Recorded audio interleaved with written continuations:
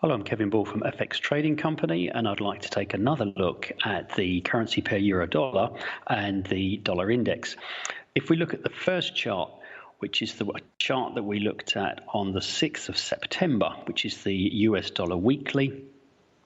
we'd mentioned on the 29th of August and the small red trend line just to the top right hand side, if price broke above the 98.93 level, then the data which was contained in the blue box would be incorrect, which was labelled as our A, B, C, D and E. That did in fact take place, and you can see that the price data has just punched through that red line to the upside, and the blue box has been scaled back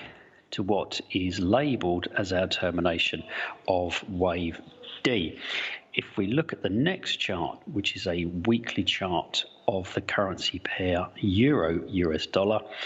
what is labelled in the dollar index as the 5-wave advance in the red box shows as a decline in the currency pair euro-US dollar, and we can again see the very clear waves 1, 2, 3, 4 and 5 to the downside, the same pink box containing the A wave, and then we have what is labelled, and this is the current difficulty in the currency pair euro-US dollar and the dollar, which is the price data since the termination of the A wave in the small pink box. We currently have that labelled as waves A, B, C, D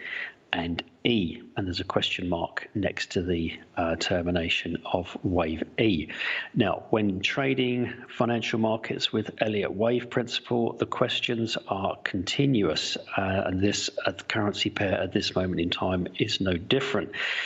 with the questions regarding the current position of this correction. If we look at our third chart, which is a possible alternative count. Now,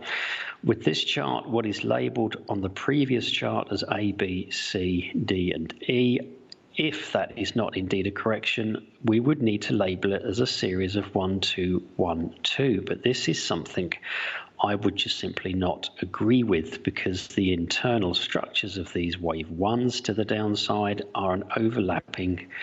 really overlapping choppy mess internally when you look at that in a lower time frame. If we look at our fourth chart, which is again euro US dollar on a daily perspective, and I've just highlighted here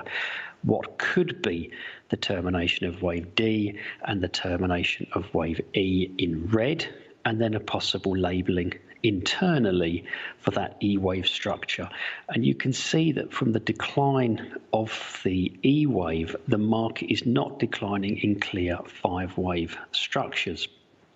If we look at the next chart, which is our fifth chart, we can see something which was captured just this morning. Now, if we are indeed at a B wave low, then the C wave advance that would be seen in euro dollar and the possible C wave decline that would be seen in the dollar index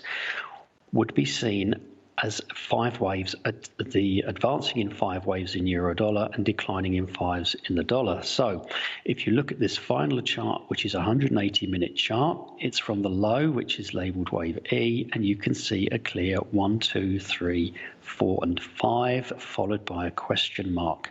So at this moment in time, it is far too early to label that we are in a C wave advance in the currency pair euro dollar.